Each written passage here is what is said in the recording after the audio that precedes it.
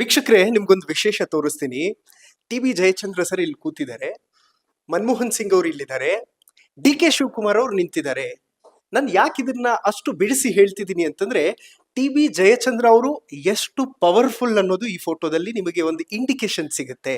Sir, DK. Shivakumar ಇವತ್ತು powerful minister, ಮತ್ತೊಂದು ಮಗದೊಂದು ಅಂತ ಅನ್ನಿಸಿಕೊಂಡರೂ ಕೂಡ ಟಿ.ಬಿ. ಜಯಚಂದ್ರ ಅವರು ಕೂಡ ಆತರ ಮೇಂಟೈನ್ ಮಾಡಬಹುದಿತ್ತಲ್ಲ ಅನ್ನೋದು ಪ್ರಶ್ನೆ ತುಂಬಾ ಜನಕ್ಕೆ ಬರುತ್ತೆ. ಇದು ನೋಡಿ, ನಾನು ನನ್ನದೆಲ್ಲದೂ ಕೂಡ ಶಾಸಕನೇ ಆದ್ರೂ ಕೂಡ ನಾನು ಯೋಜನೆಗಳನ್ನ ಮಾಡಬೇಕು. ಕುಡಿಯೋ ನೀರಿನ ಸಮಸ್ಯೆ ನನ್ನ ಕ್ಷೇತ್ರದಲ್ಲಿ ಕುಡಿಯೋದಕ್ಕೆ ನೀರಿರಲಿಲ್ಲ.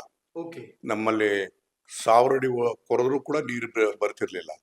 ಅಂತ ಸಂದರ್ಭದಲ್ಲಿ ನಾನು ಶಾಸಕನಾದ್ಮೇಲೆ ಶಪಥ ಮಾಡಿದೆ, ಈ ಶಾಶ್ವತವಾದಂತ ಯೋಜನೆಗಳನ್ನ ತರಬೇಕು ಅಂತ ಹೇಳಿ ತೀರ್ಮಾನ ಮಾಡಿ, ಹೋರಾಟ ಮಾಡಿ, ಏಕಪಕ್ಷವಾಗಿ ಮಾಡಿ, ಸಂಘ ಸಂಸ್ಥೆಗಳನ್ನ ಕಟ್ಕೊಂಡು ಹೇಮಾವತಿ ನೀರು ತಂದೆ 22 ವರ್ಷದಿಂದ ಕುಡಿತಾ ಇದ್ದಾರೆ.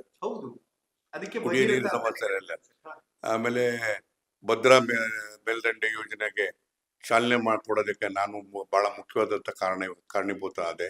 ಅದನ್ನ ನನ್ನ ಕ್ಷೇತ್ರಕ್ಕೆ ತಗೊಂಡೋಗ್ಬೇಕು. ಎಸ್.ಎಂ. ಕೃಷ್ಣ ಅವರು ಇದ್ದಾಗ ಯೋಜನೆ ಮಂಜೂರಾತಿಯನ್ನ ಮಾಡಿಸೋದಕ್ಕೆ ನಾನೇ ಅತ್ಯಂತ ಅವ್ರ ಜೊತೆಗಿದ್ದು ಮಾಡಿಸ್ದೆ. ಅದಾದ್ಮೇಲೆ ತುಮಕೂರು ನಾಲೆ ಅಂತೇಳಿ ಮಾಡ್ಬೇಕಾದಾಗ, ಸಿರಾಕ್ ನೀರ್ ತರಬೇಕಾದಾಗ, ಸಿದ್ದರಾಮಯ್ಯನವರು ಮುಖ್ಯಮಂತ್ರಿ ಆಗಿದ್ದಾಗ ಅವ್ರಿಗೆ ನಮ್ಗೆ ತುಮಕೂರು ನಾಲೆ ಅಂತ ಮಾಡ್ಕೊಡ್ಬೇಕು ಅಂತ ಹೇಳಿ ನಮ್ಗೆ ಅಲೋಕೇಶನ್ 6.5 ಇತ್ತು. ಅದನ್ನ 10 TMC ಮಾಡಿಸಿ ಅದನ್ನ ನಾನು ಸಿರಾಕ್ಕೆ ತಗೊಂಡೋಗುವಂತ ಕೆಲಸವನ್ನು ಮಾಡಿ ಸುಮಾರು 2.2 TMC ನೀರು ಸಿರಾಕ್ಕೆ ಬರ್ತದೆ.